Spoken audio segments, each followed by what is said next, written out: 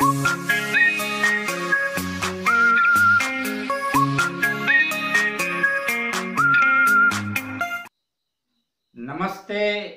साथीहरु, आज यो भिडियो को माध्यमबाट इन्डोमेन्ट इन्स्योरेन्स के हो र टर्म इन्स्योरेन्स के हो र इन्डोमेन्ट र टर्ममा के फरक छ, दुवैको के सेवा सुविधाहरू छन् र इन्डोमेन्ट र टर्मको नियम र शर्तहरू के छन्, सम्पूर्ण जानकारी इन्डोमेन्ट को बारेमा र टर्म को बारेमा सम्पूर्ण जानकारी तपाई आज यो भिडियो को माध्यमबाट प्राप्त गर्नु सक्नुहुन्छ। ओके फ्रेन्ड्स,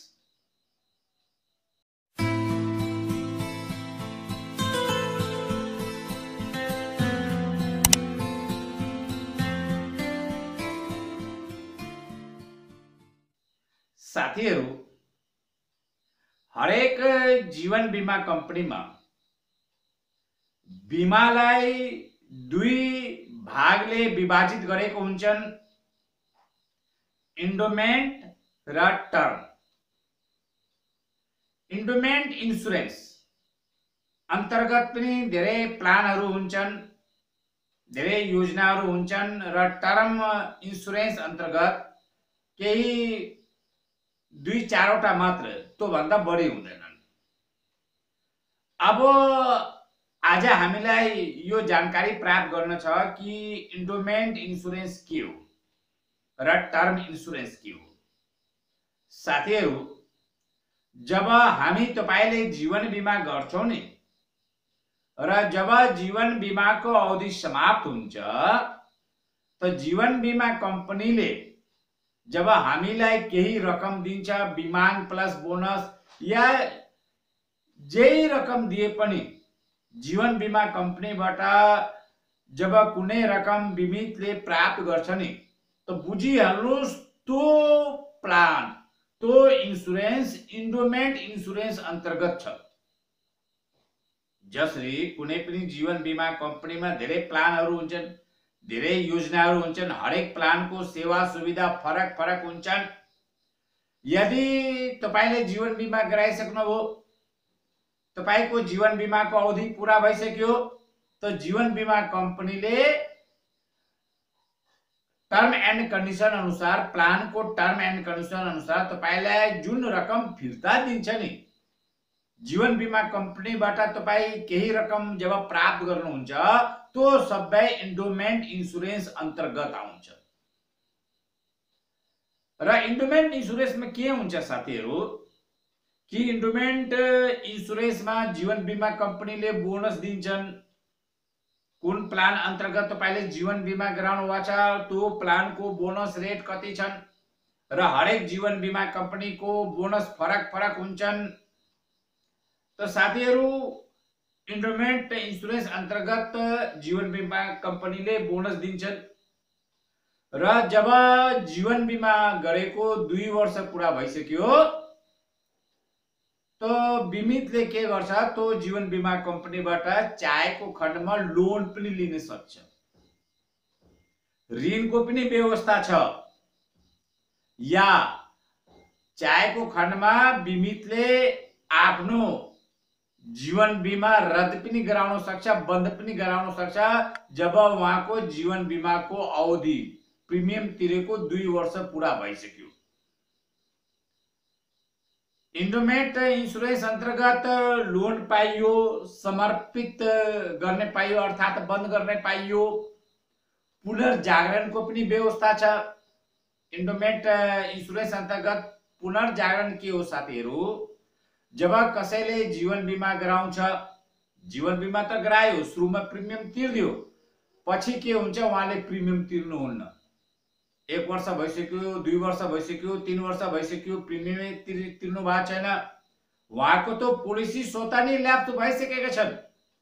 तर त्यो बीमितले यदि पछि चाहेको खण्डमा होइन म आफ्नो बीमालाई पुनः सुचारू गर्न चाहन्छु, पुनः म यसलाई यथावत राख्न चाहन्छु, पाइयो तो बीमितले त यसको लागि के गर्नुपर्छ, यदि जीवन बीमाको प्रिमियम नतिरेको 3 वर्ष भइसक्यो त बिमितले 3 वर्षसम्मको प्रिमियम तिर्नुपर्छ एकमुष्ट।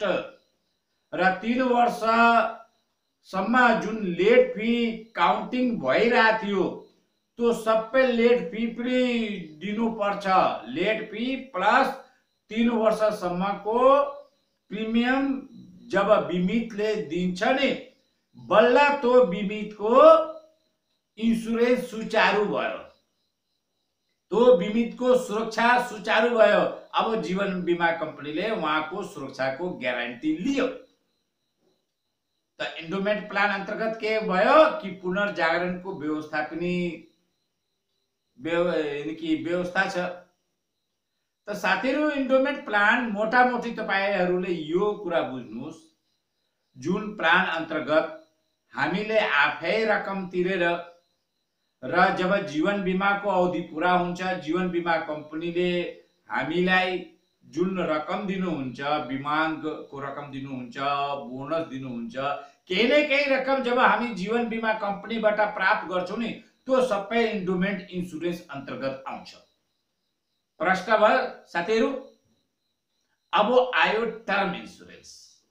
टर्म इन्सुरेन्स के हो साथीहरु? टर्म इन्सुरेन्स को जुन प्रिमियम हुन्छ नि, एकदम नाम मात्रको थोरै लाग्छ। जसरी एक्जाम्पल म तपाईलाई दिन चाहन्छु, यदि इन्डोमेन्ट प्लान अन्तर्गत तपाईले 2 लाख को जीवन बीमा गराउनु हुन्छ नि, उमेरको अनुसार 15,000 पनि लाग्छ, 16,000 पनि लाग्छ, 17-18,000 पनि लाग्न सक्छ। तर टर्म इन्सुरेन्स अन्तर्गत के हुन्छ साथीहरु, यदि 2 लाख को जीवन बीमा गराउन चाहनुहुन्छ नि, मात्र 500 या 600, 500 र 600 को बीचमा लाग्छ। यति सस्तो हुन्छ टर्म इन्सुरेन्स। र टर्म इन्सुरेन्समा अर्को के हुन्छ साथीहरु, कि टर्म इन्सुरेन्समा बिमितले प्रिमियम तिर्ने 2टा सुविधा पाउँछ।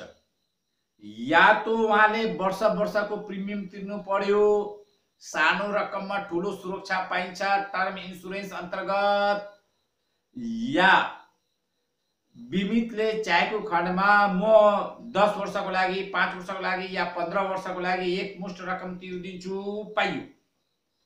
रकम एकमुष्ट तिरे पनि प्रिमियम उहाँको कम लाग्छ। र के हुन्छ कि उहाँलाई वर्ष वर्ष प्रिमियम तिर्नु परेन र 15 वर्षसम्मको एकमुष्ट प्रिमियम तिर्दियो भने त्यो बिमितको 15 वर्षसम्म सुरक्षाको ग्यारेन्टी जीवन बीमा कम्पनीले लिन्छ। त टर्म इन्सुरेन्समा के हुन्छ साथीहरु, कि बिमितको मृत्यु भएको खण्डमा मात्र, जबसम्म जीवन बीमाको अवधि छ, जीवन बीमाको अवधि भित्र बिमितको यदि मृत्यु भयो, जुनसुकै कारणवशले पनि मृत्यु होस्, बिमितको मृत्यु भएको खण्डमा मात्र जीवन बीमा कम्पनीले रकम दिन्छ, त्यो भन्दा पहिला दिँदैन। जसरी इन्डोमेन्ट इन्सुरेन्स अन्तर्गत के हुन्थ्यो साथीहरु, बिमितको मृत्यु होस् वा नहोस्, इन्डोमेन्ट प्लानमा के भयो कि बिमितको मृत्यु होस् वा नहोस्, मृत्यु जीवन बीमाको अवधि भित्र मृत्यु भयो भने उहाँको परिवारले, उहाँको हकवालाले रकम प्राप्त गर्नुहुन्छ। तर बिमितको मृत्यु भएको छैन, बिमित सकुशल हुनुहुन्छ, बिमित जीवितै हुनुहुन्छ र जीवन बीमाको अवधि पूरा भइसक्यो, त त्यो बिमितले आफै बिमाङ प्लस बोनस एकमुष्ट रकम प्राप्त गर्नुहुन्छ। तर टर्म इन्सुरेन्स अन्तर्गत के हुन्छ साथीहरु, कि जीवन बीमाको अवधि भित्र यदि बिमितको मृत्यु भयो भने बल्ल उहाँको हकवालाले, उहाँको परिवारले रकम प्राप्त गर्ने हो। जीवन बीमाको अवधि पूरा भइसके पश्चात रकम न त हकवालाले प्राप्त गर्छ न बिमितले प्राप्त गर्छ। यदि बिमित जीवितै छ, बिमित स्वस्थ हुनुहुन्छ र जीवन बीमाको अवधि पूरा भइसक्यो, बिमितले केही रकम प्राप्त गर्नेवाला छैन। त टर्म इन्सुरेन्समा तपाईहरुले प्रश्न भइसक्यो, कि मृत्यु पश्चात मात्रै रकम प्राप्त गर्ने हो र यसको प्रिमियम पनि कम लाग्छ। अर्को कुरा साथीहरू, टर्म इन्सुरेन्स अन्तर्गत तपाईले कुनै प्रकारको लोन पाउनुहुन्न। टर्म इन्सुरेन्स अन्तर्गत तपाईले आफ्नो बिमालाई क्यान्सल या बन्द गराउन सक्नुहुन्न। तपाईले प्रिमियम नतिर्नुस्, तपाईको पोलिसी स्वतः नै क्यान्सल हुन्छ, स्वतः नै ल्याप्स हुन्छ।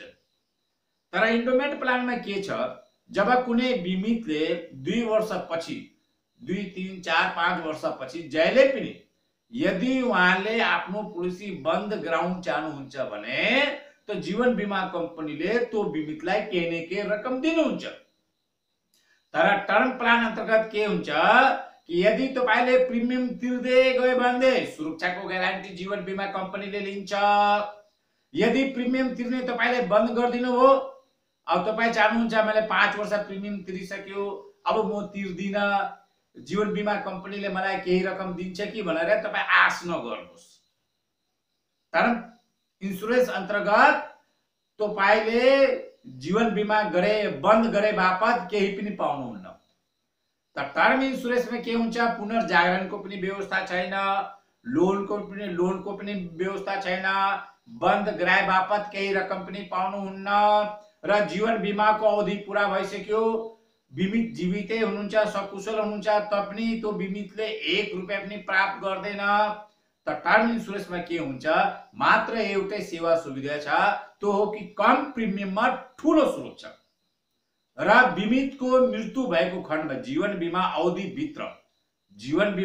भित्र बिमितको मृत्यु भएको खण्डमा मात्र जीवन बीमा कम्पनीले रकम प्रदान गर्छ। त साथीहरू, प्रश्न भयो आज यो भिडियोको माध्यमबाट कि इन्डोमेन्ट इन्सुरेन्स के हो र टर्म इन्सुरेन्स के हो। Okay friends, next time new video new topic फेरि भेटौँला। बाय, नमस्ते, धन्यवाद, फेरि भेटौँला।